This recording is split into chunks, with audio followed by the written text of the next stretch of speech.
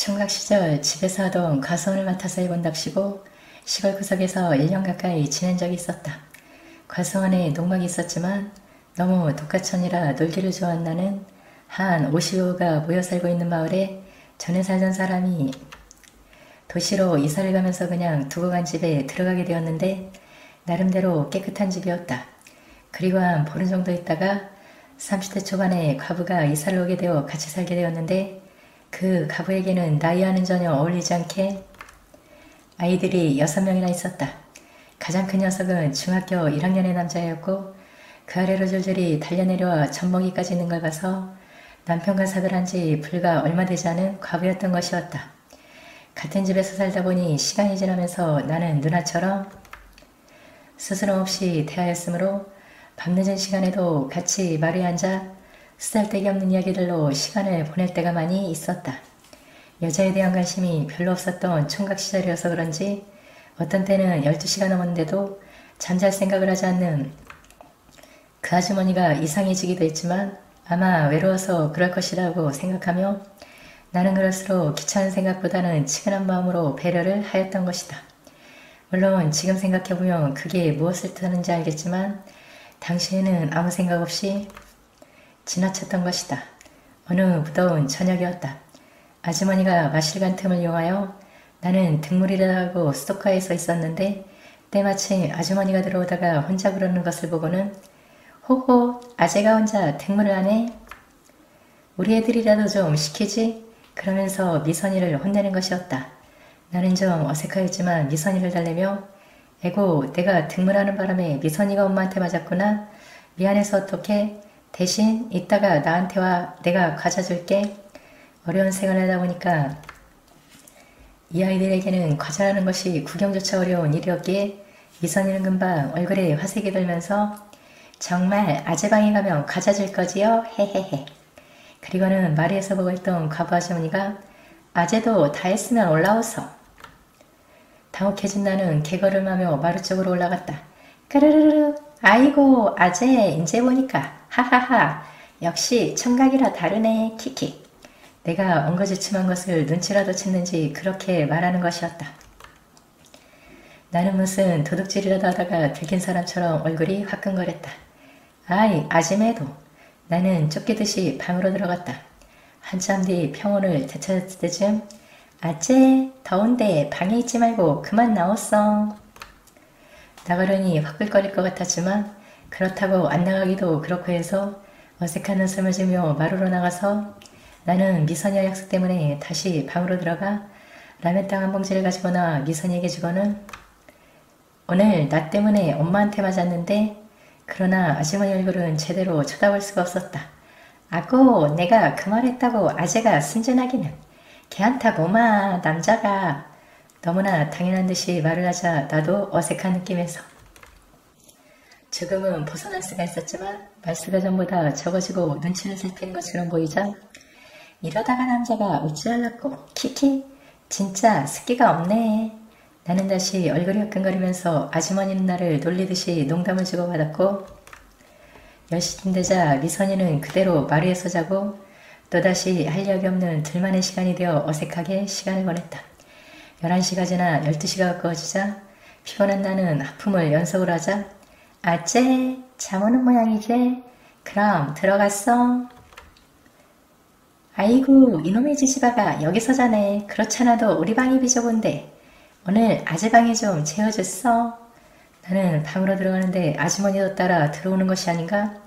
아그 더버라 방 안은 푹푹 쥐네. 아재 내 여기 조금만 더 있다 갈게 하며 내 옆으로 오는 것이었다. 아재 톡 키키. 나는 또다시 얼굴이 붉어졌다. 그러나 아주머니는 아무렇지도 않은 듯 일어나더니 불을 끄며 더운데 불 켜놓으면 더 덥제. 그러면서 아주머니가 아우 안 되는데. 정말 습기가 없었던 나는 뒤로 빼보았지만 아깰라 그냥 조용히 해. 아재도 싫지 않잖아. 나는 더 이상 할 말도 잃은 채 모든 것을 맡기자 너무 생각지도 못했던 일이 벌어져서 잠시 당황했지만 가부 아주머니는 거의 이성을 잃은 듯이 보였다. 가부의 말에는 존대와 반말이 혼합되어 있지만 거의 반말 수준이다. 아째. 실제로 그때까지는 가부 아주머니에 대해서는 여자라고 느껴보지 못했기에 어떤 말을 해야 할지도 몰랐었다. 예? 나는 어색해서 아주 낮은 소리로 짧게만 대답하자 아, 잠 온다. 가야제 하며 나가버리고 잠시 후 옆방문을 여는 소리가 들려왔다. 그녀가 나간 뒤 나는 불을 켰다. 밖으로 나가니 그 방의 문이 열리면서 아째, 잘 자요. 뒤통수를 때리는 그녀의 말에 나는 아무 대꾸도 하지 않고 돌아왔다. 아째, 밥 먹으러 왔어. 정신없이 자고 있는데 가부 아주머니의 소리가 들려왔다. 이제까지 한 번도 같이 식사를 한 적이 없었는데 오늘은 아침 준비를 해놓은 모양이다. 나는 어제 일로 인해 그 가부의 얼굴을 보기가 좀 민망하여 우물쭈물 시간만 보내고 있는데 아째, 빨리 왔어. 국 다 식는다. 같이 밥을 먹는 동안 그녀는 연신 생글거리며 말을 붙여왔지만 나는 될 수 있으면 그녀의 말을 피하려고 아이들에게 말을 붙이고 있었다. 그 일이 있고 난 뒤 한동안 나는 그녀 얼굴 보기가 민망스러워 밖으로 나올 때는 미리 문틈 사이로 살핀 다음 그녀가 없을 때를 틈타는 숨바꼭질을 했습니다. 그러면서 며칠 지났고 하루는 친구 녀석이 나를 찾아왔다. 혼자 시골에 처박혀 산다고 의문을 온 것이었는데 내가 옆방에 이러이러한 과부가 산다고 하니까 친구 녀석은 얼굴에 화색이 만연하더니 야, 오늘 나 여기서 자고 갈 기다. 사실 이 친구는 여자라면 아무나 가리지 않는 녀석이었는데 친구를 의식해서인지 오늘따라 이 가부는 아무런 반응이 없었다. 12시가 넘자 실망한 친구 녀석이 에이 하며 벌떡 일어나더니 방문을 열고 밖으로 나가는 것이 아닌가. 잠시 후 옆방의 문을 연 소리가 들리는 걸 봐서 그 친구가 그 방으로 찾아 들어간 것이었다. 저러다가 소리라도 지르면 어쩌려고. 나는 긴장을 하면서 벽에 수건을 대고 귀를 붙였다. 아무 소리도 들리지 않는다. 아이들이 6명씩이나 박을 대며 자고 있는 방 안에서 자칫 잘못되면 무슨 개망신인가요? 나는 초긴장 상태가 되어 계속 벽에 귀를 대고 자그마한 소리에도 신경을 곤두세우고 있었다. 갑자기 까무라치는 젖먹이 울음소리가 들려왔고 후다닥 하는 느낌과 함께 곧바로 마루로 뛰쳐나오는 발소리가 들리더니 그 소리는 마당자 쪽으로 급하게 사라지고 있었다. 나는 심장이 쿵쾅거리는 걸 느끼면서 얼른 자리에 누워 기만 바깥쪽에 쫑그리고 있었다.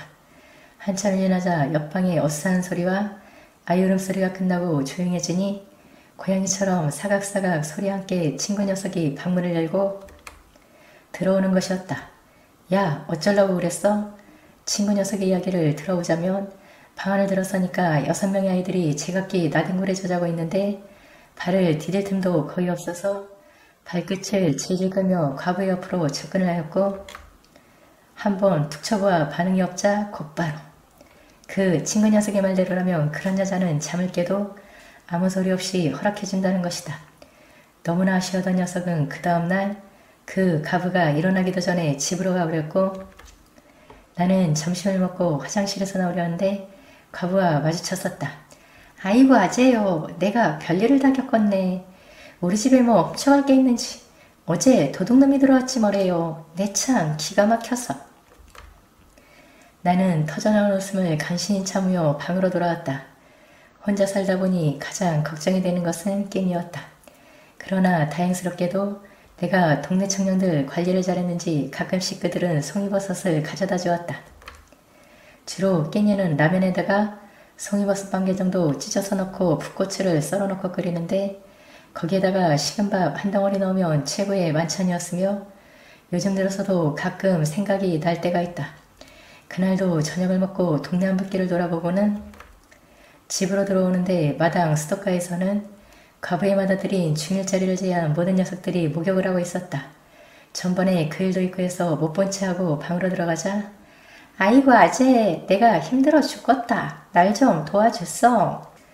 그녀의 카랑카랑한 목소리가 기천을 때렸고 나는 성격상 남의 부탁을 거절하지 못할게 하는 수 없이 수도가로 갔다.